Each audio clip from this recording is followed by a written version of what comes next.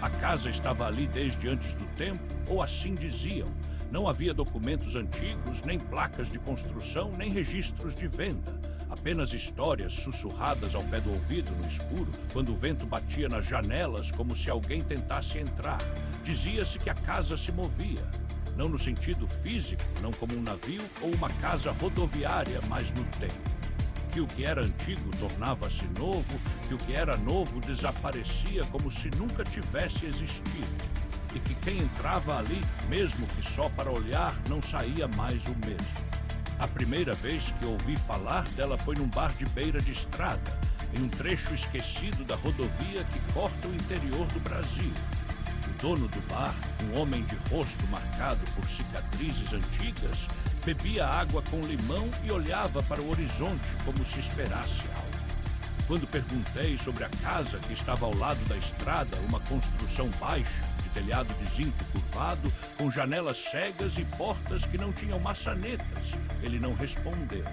Só acenou com a cabeça, com um movimento quase imperceptível, e disse: "Se não vá lá, não adianta, ninguém aguenta dormir." Naquela noite não dormi, tentei. Aconcheguei-me no banco de trás do carro, fechei os olhos, mas o silêncio da estrada era diferente. Não era o silêncio de um lugar vazio, era o silêncio de um lugar que esperava. E quando o vento passou, soprando suave pelas árvores, ouvi algo, um som que não tinha nome, uma respiração, mas não humana, uma respiração que vinha de dentro da casa, como se ela tivesse pulmões. Passei a noite inteira acordado. E pela manhã, quando o sol nasceu vermelho e pesado como um olho fechado, vi a casa. Não era a mesma de ontem. As janelas estavam abertas, mas não havia cortinas. E dentro algo se movia, uma sombra mais densa do que a escuridão, uma forma que se dobrava como se estivesse aprendendo a ser uma pessoa, mas sem sucesso. Voltei à cidade, pesquisei. Nada sobre a casa, nada sobre os donos, nada sobre o terreno. A única coisa que encontrei foi um documento antigo guardado no arquivo municipal datado de 1943. Um boletim de ocorrência. Um homem chamado João Ribeiro desaparecido. O local do desaparecimento, a casa na estrada do Pau d'Arco, informou o registro. O nome da casa não estava escrito. Só a anotação: há algo lá dentro. Não é humano, não é coisa daqui. Voltei, dessa vez com uma câmera, com uma bússola, com uma garrafa de água e uma corda. Não era um herói, era um curioso, um jornalista que queria provar que aquilo era só mito, que as histórias são feitas para assustar, não para serem verdade. Cheguei ao amanhecer, a casa estava exatamente onde estava no dia anterior, mas o que me assustou foi a porta, aberta, não destrancada, aberta, como se tivesse esperado, como se soubesse que eu viria. Pus a câmera em cima do trepé, liguei. O som do gravador era o único ruído no mundo. A casa estava silenciosa, mas não vazia, eu sentia. O ar estava pesado, como se estivéssemos embaixo d'água, e havia um cheiro, não de mofo, não de terra. Era como odores de algo que nunca existiu. Mel, sangue, metal quente e algo mais, algo que me lembrou o cheiro do próprio cérebro. Passei pela porta. O chão era de madeira desgastada, mas não estava lascado. Parecia que tinha sido lixado, mas por mãos que não eram humanas. O piso balançava sob meus pés, como se o chão fosse vivo. Havia uma escada que subia em espiral, mas que não era redonda. Era triangular e os degraus se dobravam como folhas de papel dobradas. Não parecia segura, mas subi. No segundo andar havia um corredor longo.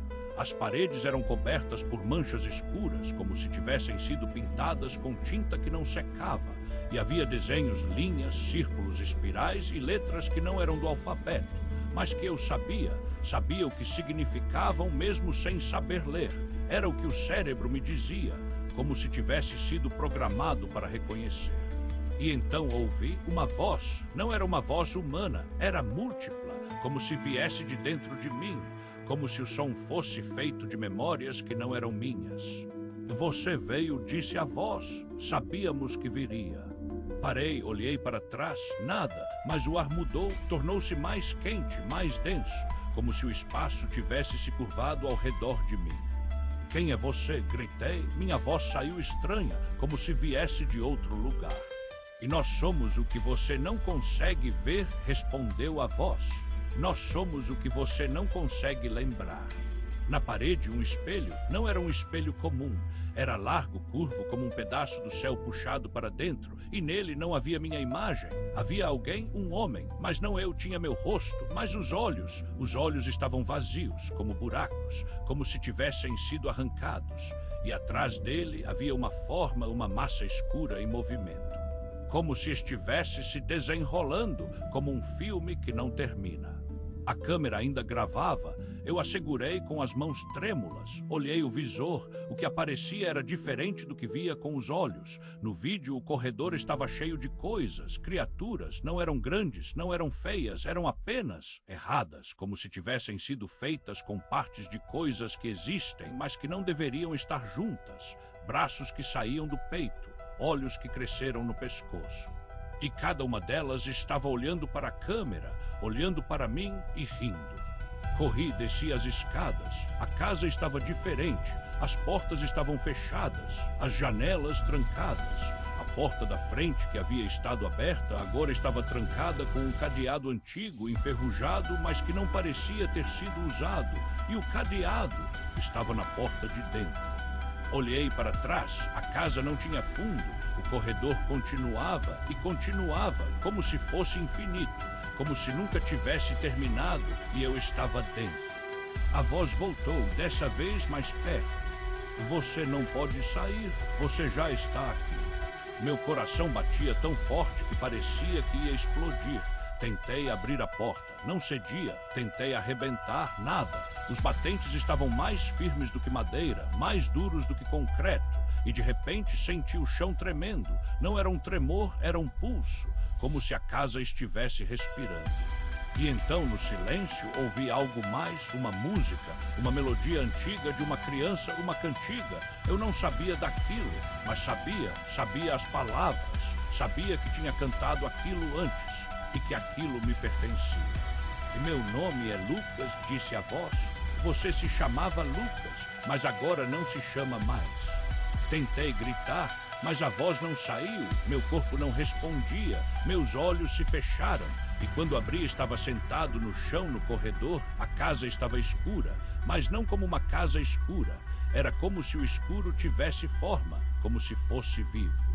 E então, por trás de mim, ouvi passos, lentos, pesados, como se alguém estivesse caminhando com um corpo que não era seu, como se estivesse aprendendo a andar. Me virei. Havia alguém, um homem. Usava um casaco velho, sujo, com botões de madeira. O rosto era meu, mas os olhos não eram meus, eram escuros, profundos, como se o vazio tivesse sido colocado lá. Como se o homem fosse um casulo vazio e dentro dele algo estivesse se movimentando. Você voltou, disse ele. Sabíamos que voltaria. Eu não sou você, gritei. Minha voz não era a minha. Era como se outra pessoa estivesse falando por mim. Você, disse ele. Você é o que sobrou, o que não foi comido, o que não foi esquecido.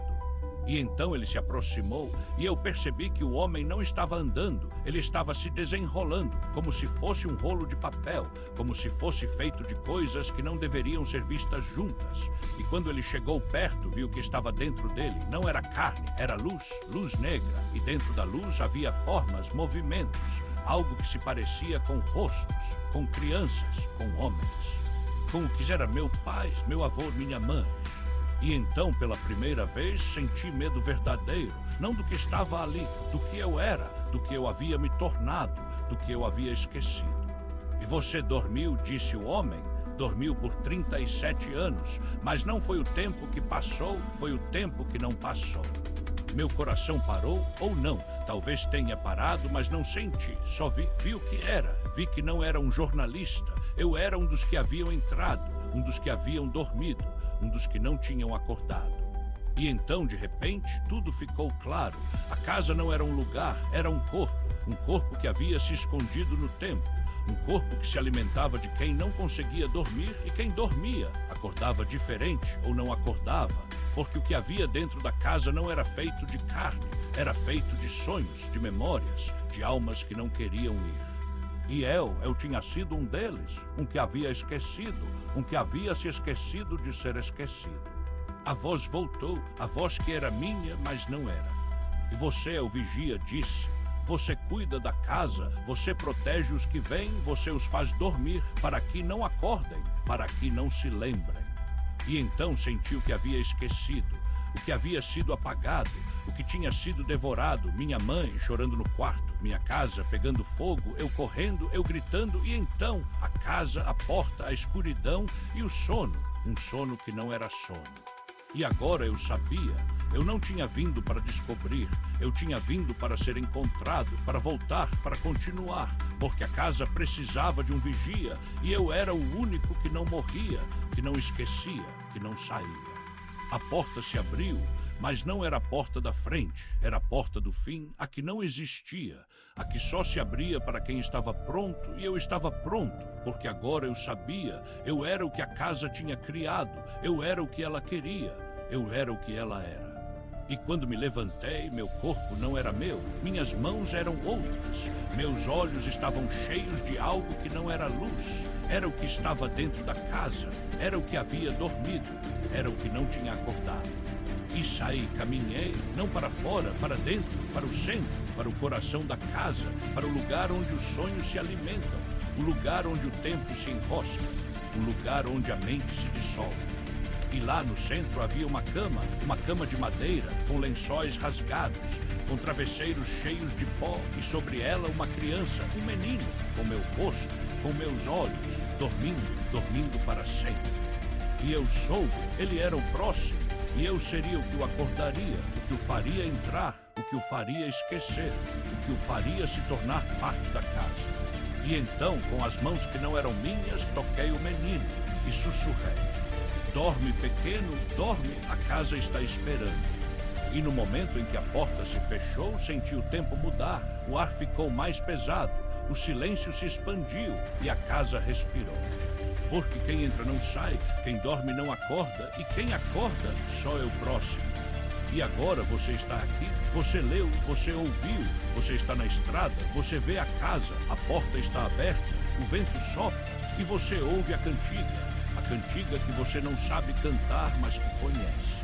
Você precisa ir, você precisa entrar, porque a casa está esperando e ela já escolheu, você é o próximo, você é o vigia. E quando a porta se fechar, você não vai querer sair, porque dentro há algo que te chama pelo nome e você vai escutar, porque você já dormiu, você já voltou. E agora você está aqui e a casa sabe. A casa sempre sabe.